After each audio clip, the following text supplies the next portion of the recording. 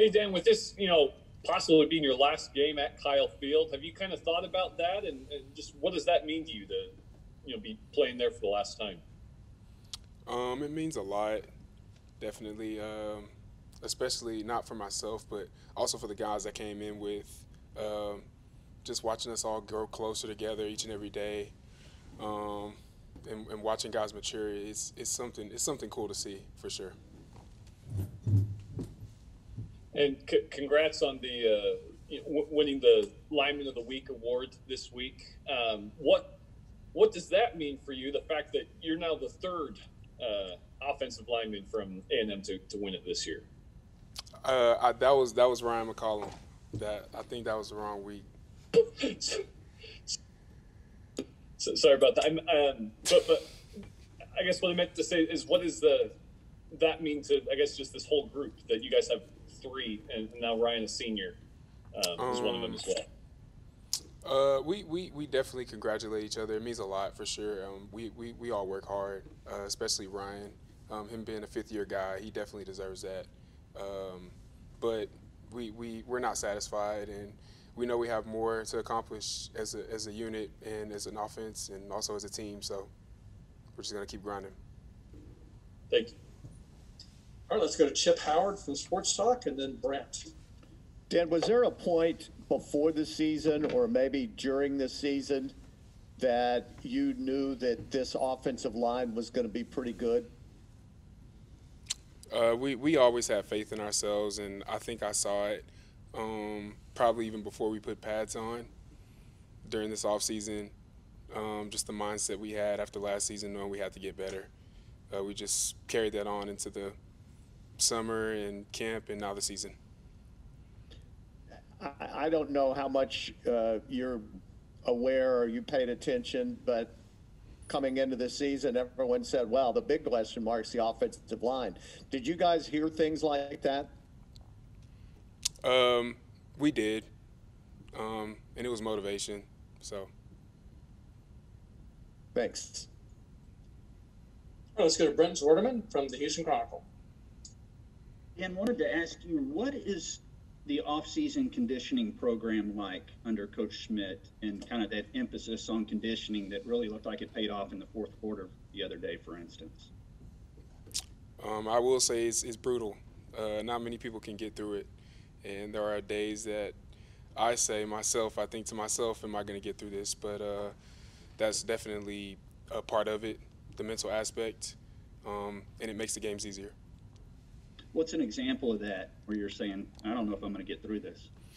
Waking up at 5, and not wanting to, it being like your fourth day of the week, not wanting to get out of bed, and starting it off with, I guess you could say, we have triples.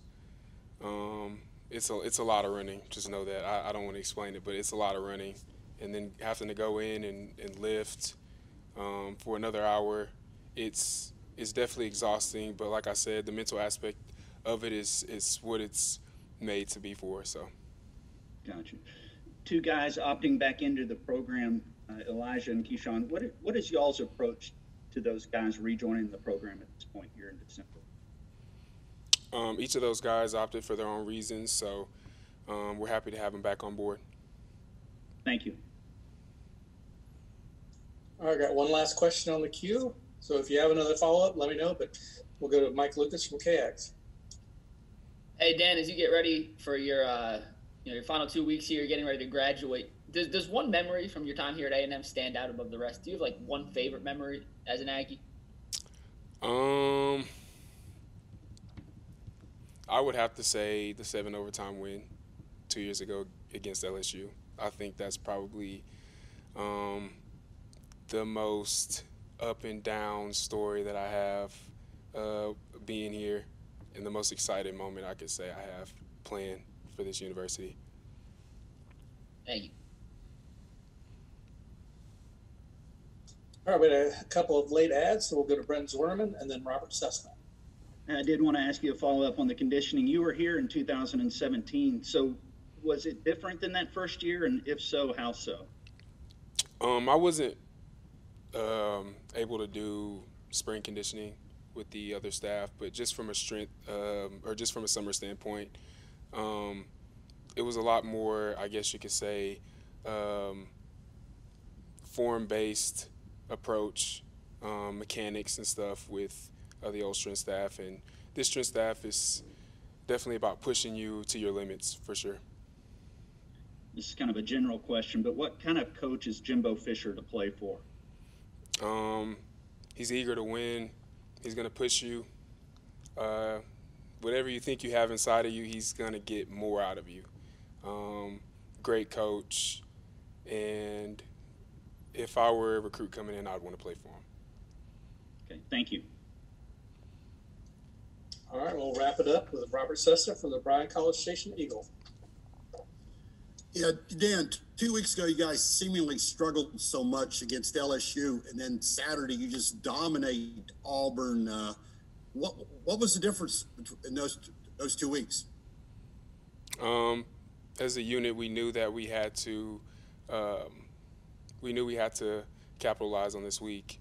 We knew that we didn't have the appearance that we wanted to against LSU, and we knew that for this offense to do what we had to do, it was gonna depend on the offensive line. So we took that mindset into practice all week and tried to translate it onto the game field on Saturday. Thank you.